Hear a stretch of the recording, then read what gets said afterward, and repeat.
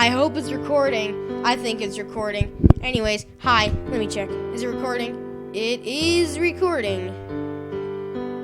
Hooray. Now what would Sensei do in this situation? Sensei Bear Grylls. God! What are you doing? You waking me up this time? Killian? Huh? I look around and realize I've walked halfway home with Sayori. Sorry, I must have zoned out.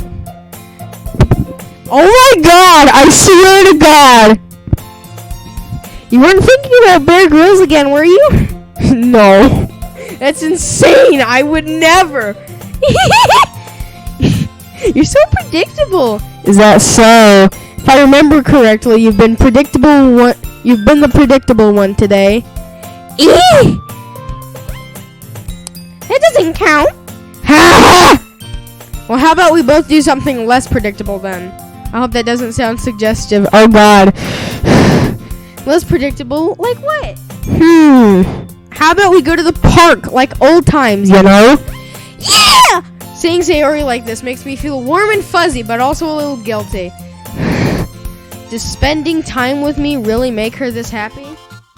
I shudder a little as that scream goes through my head. We're in Vietnam War flashbacks. You okay, Killian? Of course, I'm fine. Just excited is all.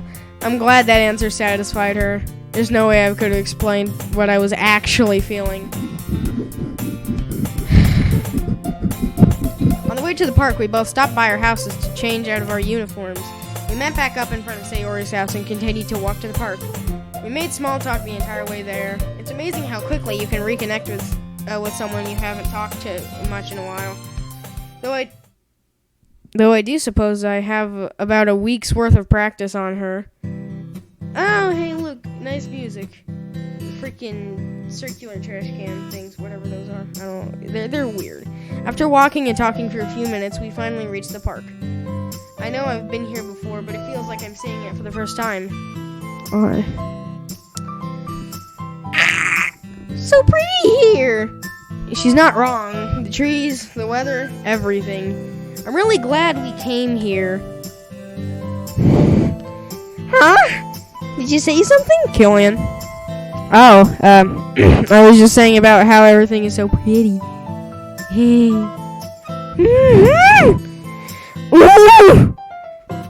We should walk the trail. I can't read, dude. I can't freaking read. What do you think? Full of good ideas as always, I see. Let's get going. As I finish saying this, I can't help but notice a headache creeping in. Ow. We began walking the trail of the park. Even though it's technically called the trail, it isn't much more than a concrete path that goes around the perimeter of a small lake. Or is it a large pond? Can't say that's a bad thing, though. Keeps us from having to walk through the trees and get our shoes dirty. Plus, the path is wide enough for two people to stand comfortably next to each other. Hooray. After walking for a few minutes, I realized that me and Sayori haven't talked since we started. She seems to be entranced by the view, like it has been a lifetime since she's seen it. I wonder how long it's been since she's come here. Surely she's told one of the club members about this place. We always loved coming here as kids. Running through the woods, climbing trees, getting scolded by our parents when we jump in the lake. I wipe some dust out of my eyes as I think about it. Hey, Killian. Remember that time that a bird flew out of a bush and scared me? How could I forget? You lost your footing and I fell off the bank. You started crying about how you were drowning even though the water was barely a foot deep. I had to practically carry you out of it. Freaking weak. Our parents were so mad when they saw us. I couldn't help it. I was really scared. Don't worry, I believe you. I remember you going around telling everyone about how I saved you and how I was your squiggly, which is supposed to be a freaking hero. Haha, yeah, that. It suddenly feels like someone dumped a ton of bricks onto my stomach. thinking about how Sayori told people I saved her, how she called me a hero. Dang it! I feel tears threatening my eyes, but managed to hold them back. Punch yourself in the stomach! That'll keep you from crying. At least for a different thing. Killian, you okay? Yeah, I was just thinking about all the fun we had here, you know? Actually, come to think of it, it's been quite a while since we've come here, hasn't it? I immediately feel a wave of guilt wash over me as I say this. Have I really been taking my friendship with Sayori for granted? Is she depressed because of me? Crap! I clench my hands into... I feel my hands clench into fists as I think about it. I have to fix this! After a few seconds of silence, I can't stop myself anymore. Sayori, you okay? Yeah, I'm great! I was scared she would say something like that. Gonna be top toxic, but I have to do it. Sorry. I'm serious. You good, bro? What do you mean? Why do you ask it like that all of a sudden? Honestly, it's because I feel bad. I feel like I've been taking our friendship for granted. I try not to choke on my words as I continue. Like I was only thinking of myself when I should have been more considerate of how you felt. You were always so happy when we played together or had sleepovers, but over time, I guess I forgot about how happy it made you, and I began to become a recluse. Had I realized this sooner, I would have tried so much harder to reach out to you. I hate that I let something so important slip through my fingers like that. I've been so selfish. Stop! God, Jesus Christ. Please, Killian. Why are you talking like this? Sarah looks like she could start crying any second. She is, you idiot! It's because, now or never, because you're the most important thing in the freaking world to me. Stupid. I'm gonna move my mouse pad back to the other side. Hooray. Because you're the most important thing in the world to me. Being with you now makes me realize just how much I've missed this. How much I've missed us. And it would crush me to find out you were unhappy because I was a selfish jerk. I look at my feet and feel a knot in my stomach.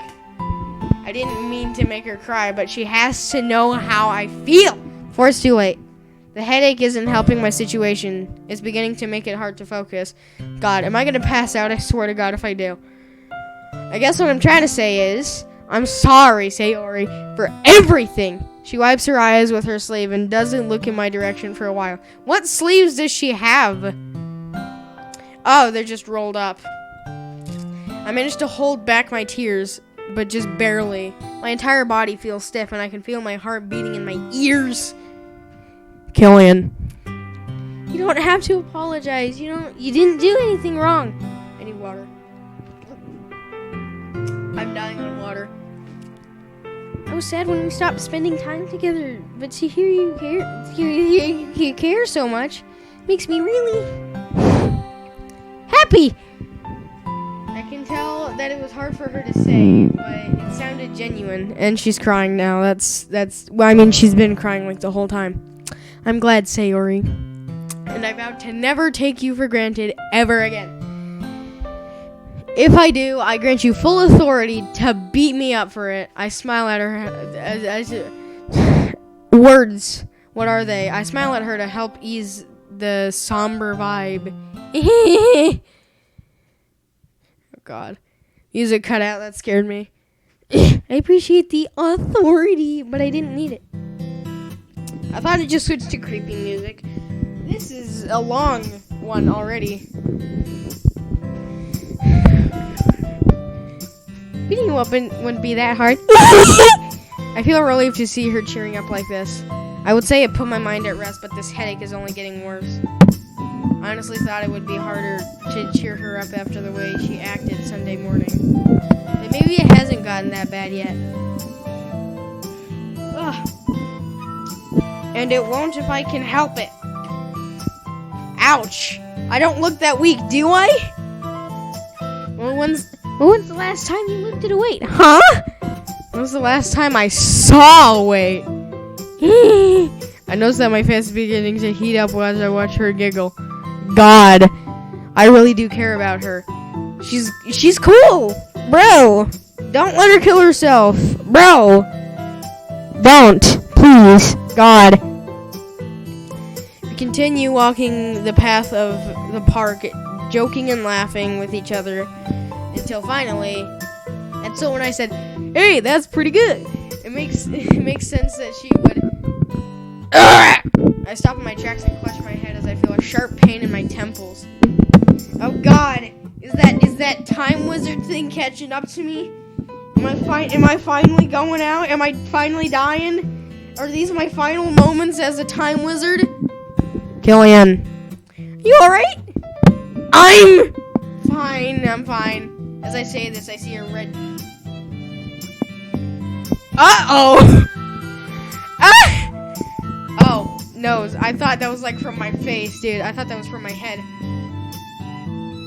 I put my index and middle finger up to my nose and see them smeared with blood as I pull away. Oh, crap. I'm just like, Booker, do it! Is awesome! Oh, no, wait, that might be a bad thing. Does this mean Sayori is Elizabeth? I hope she doesn't start throwing stuff at me. This is what normal people think about when they get a nosebleed, right?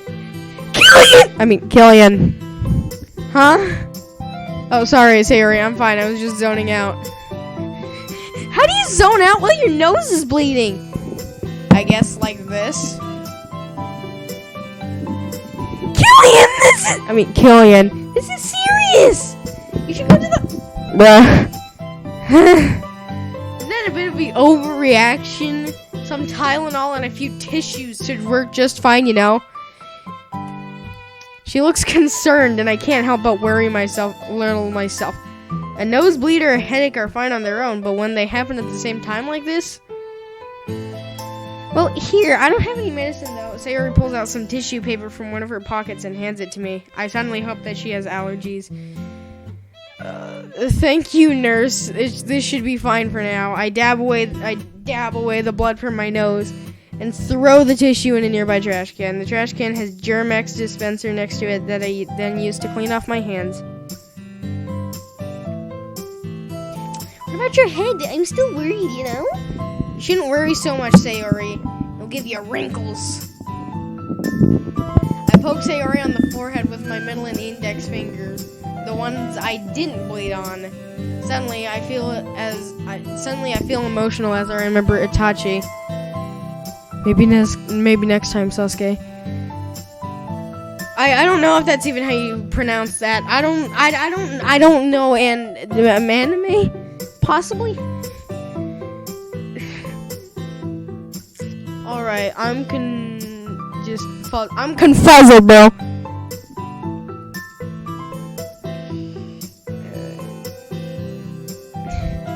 You sure you're okay? You look kind of down.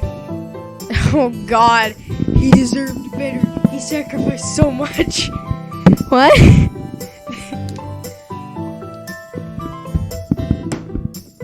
Did I say that out loud? Oh. Sorry, I was just zoning out again. God, I'm doing that a lot recently, aren't I? Are my time wizard powers screwing me up? You know, after today, you might be the zone out queen. You mean king? Aha, very funny, Sayori. Urgh! I try not to wince from the pain, but she seems to notice anyway. Killian.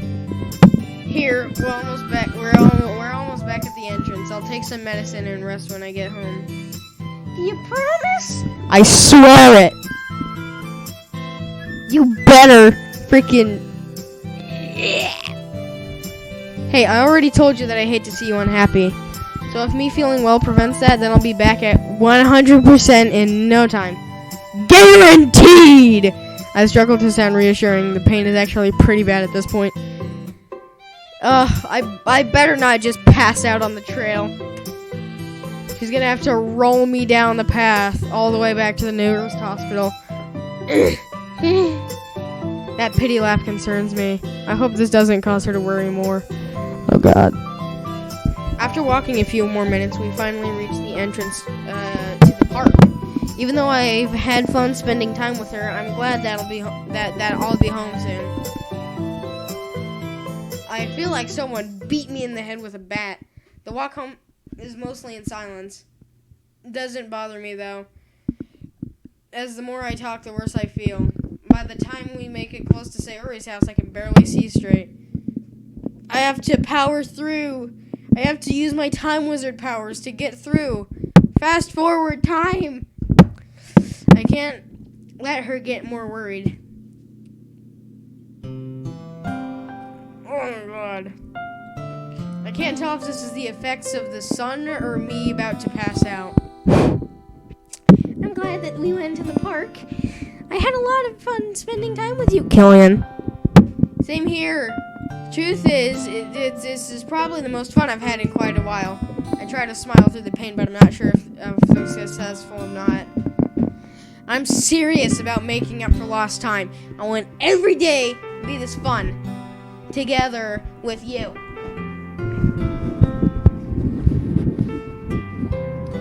My hands hurt so much. I suddenly feel a wave of heat on my face. Moving my mouse back over to the left side so that I can hold it with my right hand. Sorry, I've always thought Sayori was cute, but what I'm feeling now... Wait, what was the thing that we said before? Oh. Oh. I would like that. You and me both. This time I can't help but smile. I won't let the pain mess up this moment. Not now. Not when she needs me. I have to. Squiggly. Irk! As if insulted by my thought, my head suddenly feels like someone just hit it with a chair. I just got hit with a chair in the back of the head, bro. Monica's after me. Dang it. I feel my teeth clenching and my jaw tighten. Killian. Sorry, Sayori, but I should probably go home to rest. Even though there's nothing I want more than to stay, to spend time with you, to be here for you. That's in my head, by the way. Yeah. You did promise you'd get better. She clearly doesn't want this moment between us to end any more than I do. Don't worry, I intend to keep my word. The smile I'm putting on probably now makes me looks more like a grimace. After saying our goodbyes and promising that I'd text her when I felt better, I start making my way home. I finally reach my house and try to unlock the door. It takes me a second due to my vision being blurred and unfocused, so that's definitely what it is. But I finally managed to get it open and rush inside. I head straight to the kitchen and throw open the medicine cabinet. I dump 2 pills out, one of the painkiller bottles. I dump 2 pills out of one of the painkiller bottles and turn on the sink. Gulp. After swallowing them with some tap water, I start stumbling towards the living room. Man, I got a nice living room. So close. I go to lay down. Yeah, I passed out. Uh-oh. Oh, God. Is he actually like me? He ignored the prompt like it wasn't even there.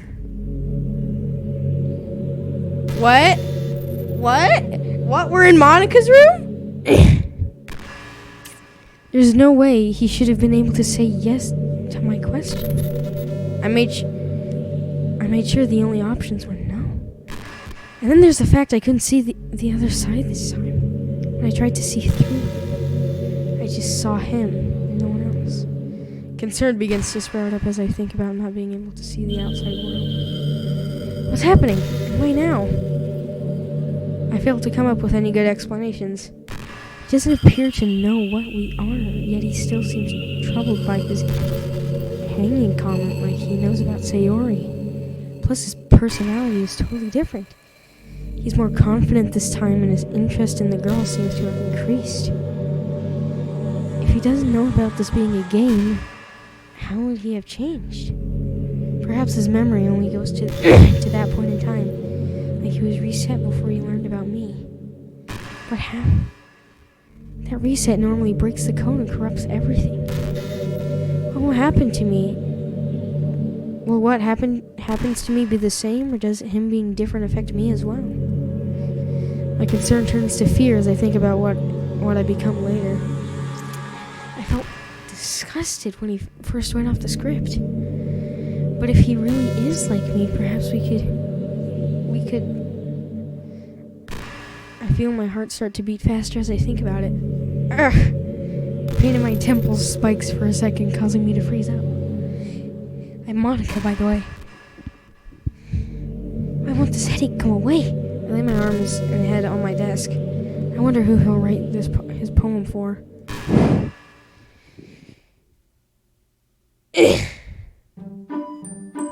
Hey, I wake up on my floor. I groggily open my eyes and realize I'm on the floor next to my couch. Crap must have knocked me out because I ain't feel the ground at all. Deja vu. That's a pretty fitting title given my current situation. I wonder if anyone would get that reference if they heard it. I'm glad that headache finally went away, Mr. Ceiling. Judging by his lack of reply, it appears Mr. Ceiling is already asleep. I slowly stand up, using the couch as a crutch, Venom Snake style. Unlike Venom Snake, I make it to my feet without falling over a dozen times. A few shakes of the head reassure me that the headache is totally gone. Pull out my phone and start sending a text to Sayori. Back and better than ever. Almost immediately after I get I hit send, I get a response. Good. I didn't want to have to beat you up. Lol. I can't help but smile as I read her message. Though I do wonder, did she respond so quickly because she was concerned about me? It's nice to have someone worry about you, but I don't want to add anything more to her plate. I shake off the thought and then reply. I may have given you the authority, but I'm still pretty tough. You might wear yourself out trying to hurt me. We continue back and forth like this for a while until Sayori says she's about to go to sleep.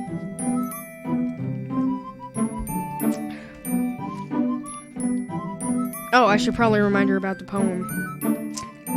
I wonder what she'll write if she actually does it tonight. One question real quick. Did you remember to write a poem? Yep, I wrote it when I got home. Not that forgetful, meanie. Haha. I'll take your word for it this time. I guess I'll stop keeping you awake now. Good night, Sayori. Night! Smiley face. I breathe a sigh of relief as I receive the last message. If doing what I did today is the best way to keep her happy, I have nothing to worry about. And that was with a crippling headache. There's no telling what I could do at full health. After taking a moment to feel confident in my abilities, I began making my way towards my room. Now that the pain is gone, I can I can try to assess what all has happened today and possibly what's going on. Let's see. I guess the big question is, why would I go back to today? If all of what I saw actually happened, it's likely that I came back in time to prevent your Sayori The word gets caught in my throat. I try to shake off the thought. After spending time with her today, it's hard to believe that she would do something like that. Or maybe it just shows how little I know about her. Dang it, I can't think like that! What else is there? So far, everything that I haven't directly affected has stayed the same as last Tuesday. I knew about the club, all the girls. Hell, I even knew the exact words of some of the conversations. But if it is to prevent that incident, why go back a week? I could have gone back to when Sayori and I first started becoming distant. Or to the night before the incident to make sure that it didn't happen. Unless this is some type of Groundhog Day scenario.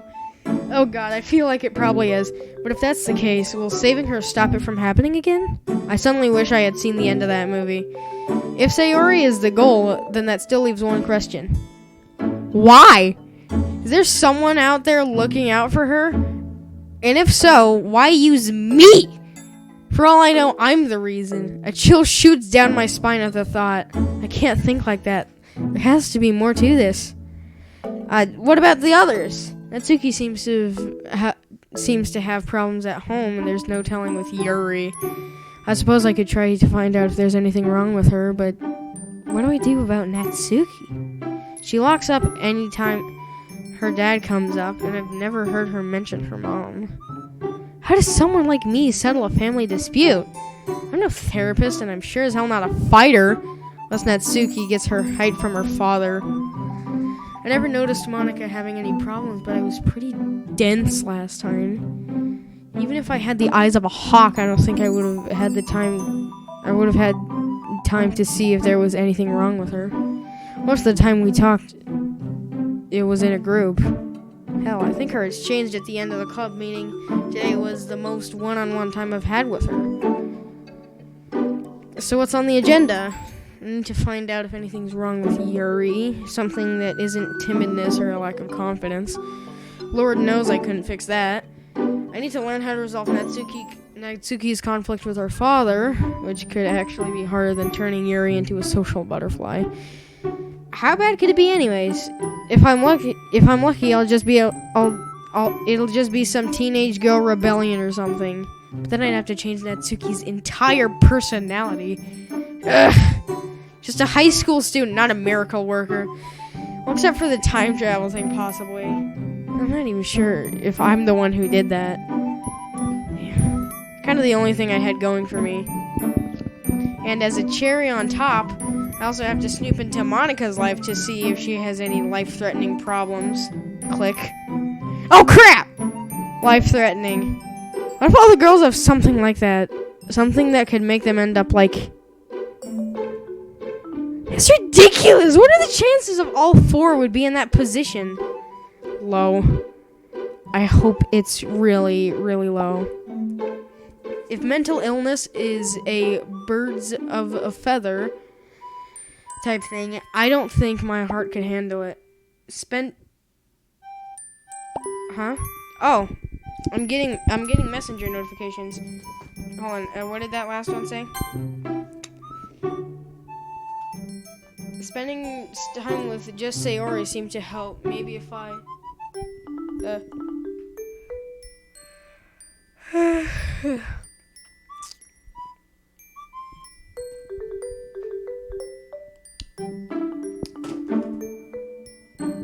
Alright. That was a real yawn, by the way. I'm kind of tired. It's getting late. I should try and get some good sleep in for tomorrow. Even though I have come up with a grand total of 0 solutions, I think of how I should rate something first, but decide that I'll have plenty of time to do it at school. As I drift off, I can't help but think more about the poems. Maybe I could write one everyone likes.